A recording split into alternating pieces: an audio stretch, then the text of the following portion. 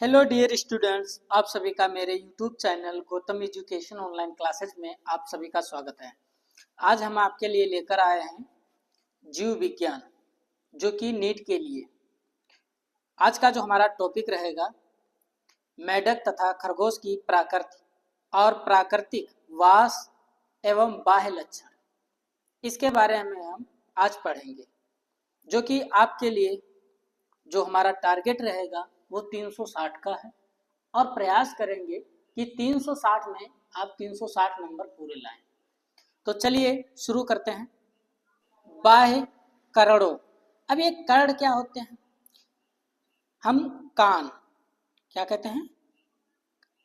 कान को क्या कहते हैं? कर्ण भी कहते हैं। ठीक है। की उपस्थिति विशिष्ट लक्षण है। बाह्य करणों की या कानों की उपस्थिति विशिष्ट लक्षण है। ठीक है। ऑप्शन है आपके पास ए उभयचरों में। उभयचर किसे कहते हैं? जो जीव जल और थल पर दोनों स्थानों पर रहते हैं जीव, उनको हम क्या कहते हैं? उभयचर कहते हैं। सरीसृप।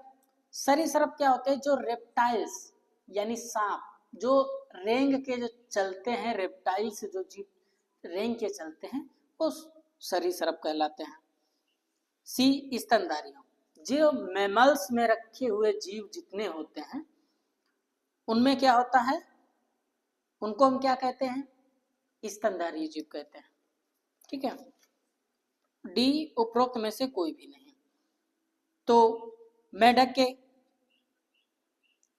कान की आवश्यकता नहीं है, सर्पों की कान की आवश्यकता नहीं है, और स्तनियों में मनुष्य भी आता है। ठीक है।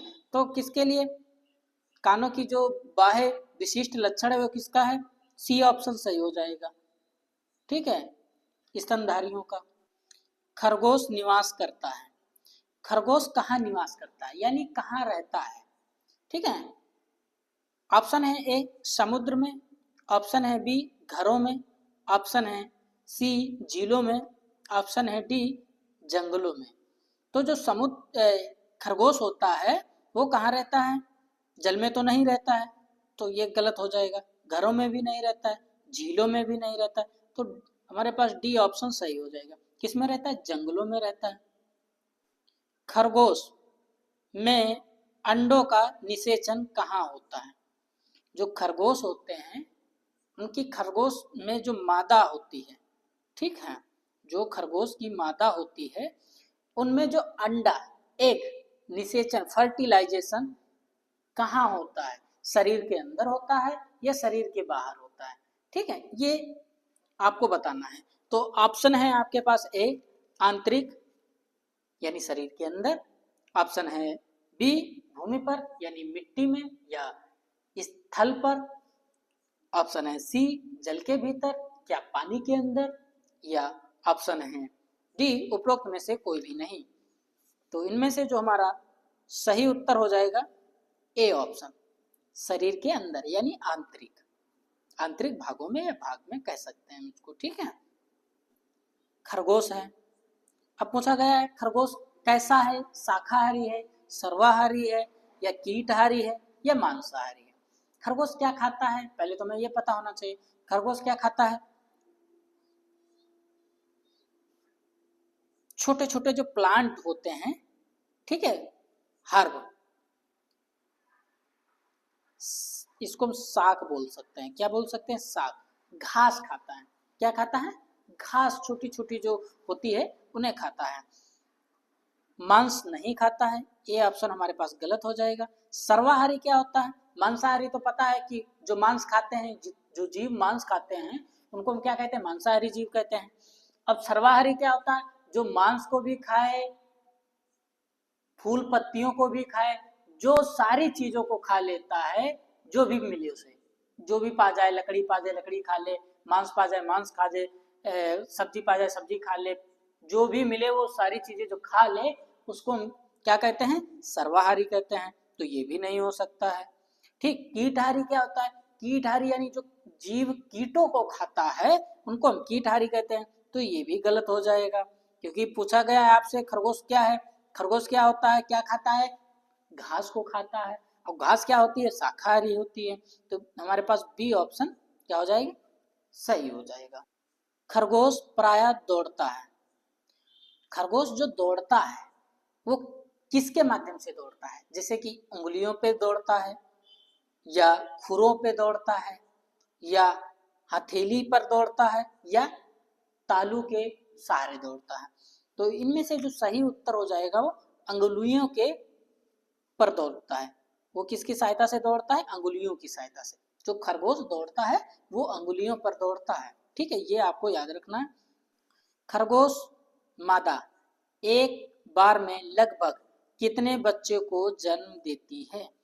जो खरगोश मादा होती है वो लगभग कितने बच्चों को एक बार में जन्म देती है, ये आपसे पूछा गया, ठीक है। तो ऑप्शन है 1 से 2, नहीं। ऑप्शन है बी 5 से 10, नहीं। ऑप्शन है डी 10 से 15, नहीं, गलत। ऑप्शन है सी सही, हमारे पास 5 से 7 बच्चे देते हैं। कभी कभी ये भी हो सकता है कि 4 से 6 दे दे। तो एवरेज जो है, जैसे यहाँ पे 5 से 10 दिया गया है तो ये एवरेज गलत हो गया। यहाँ 10 से 15 नहीं, गलत है। यहाँ पे 4 से 6 हो सकता था, 5 से 8 हो सकता था, तो ये एवरेज सही है। देखो 1 2 इधर उधर हो सकते हैं, पर 5-5 का रेशियो गलत नहीं हो सकता। तो हमारे पास जो है 5 से 7 सही है, ठीक है, सी ऑप्शन सही हो जाएगा। आगे देख लेते हैं। खरहा, खरहा किसे कहते हैं, खरगोश को ही कहते हैं, ठीक है। 1 घंटे में लगभग दौड़ सकता है।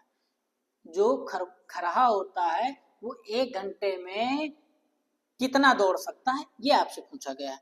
ऑप्शन है आपके पास ए 100 से 200 किलोमीटर प्रति घंटा। ऑप्शन है बी 60 से 70 किलोमीटर प्रति घंटा। ऑप्शन है सी 40 से 50 किलोमीटर प्रति घंटा। ऑप्शन है डी 15 से 20 किलोमीटर प्रति घंटा।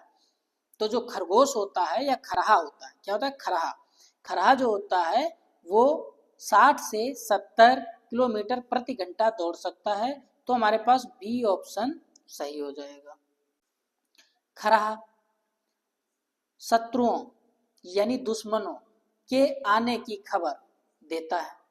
जैसे एक खरहा यहाँ पे बैठा है और दूसरा किसी दूरी पे बैठा हुआ है थोड़ा, ठीक है। अब क्या आ रहा है, उसका दुश्मन आ रहा है, यानी पकड़ने वाले आ रहे हैं उसको लोग, ठीक है। तो अब वो अपने मित्र को किस तरीके से, मतलब वो क्या करता होगा, खबर देता होगा। जैसे हम लोग क्या करते हैं, बुलाते हैं, ठीक है, आवाज देते हैं या फोन करते हैं किसी को बुलाने के लिए, तो वो किस तरीके से करते होंगे, कौन सी आवाज करते हैं। ऑप्शन है कृंतक दांतों को रगड़कर। ऑप्शन है बी अपनी पूंछ को हिलाकर। ऑप्शन है सी अग्रपादों को पटक कर। ऑप्शन है डी मुख से ध्वनि उत्पन्न करके। अब इनमें से हमें समझना ये है कि इनमें से ऑप्शन कौन सा सही है। तो पहले हम देख लेते हैं मुख से ध्वनि उत्पन्न करके। अगर एक खरहा दूसरे खरहा को आवाज करेगा तो जो व्यक्ति पकड़ने आया है या उसका जो दुश्मन है या शत्रु है, वो जब पकड़ने आया जैसे आवाज करेगा तो वो पकड़ लेगा। तो ये भी ऑप्शन गलत हो जाएगा आपका, ये तो गलत हो गया। फिर अग्रपादों, अग्रपाद क्या मतलब आगे के पैर, आगे के पैरों को पटक कर, जब वो आगे का पैर पटकेगा तो ध्वनि उत्पन्न होगी, जब ध्वनि उत्पन्न होगी तो शत्रु उसका सुन लेगा तब भी पकड़ लेगा, तो ये भी गलत ऑप्शन हो गया। फिर अपनी पूंछ को हिलाकर, जब वो अपनी पूंछ हिलाएगा तब भी तो उसका जो दुश्मन है पकड़ने वाला जो है वो देख लेगा तब भी वो पकड़ लेगा, तो ये भी ऑप्शन गलत हो जाएगा। तो क्या करेगा, आराम से चुप से बैठ करके धीरे धीरे क्या करेगा, जो उसके कृंतक दांत होते हैं उनको धीरे धीरे रगड़ेगा, ताकि उस आवाज को सिर्फ क्या करेगा, खरगोश ही समझ पाएगा, ठीक है।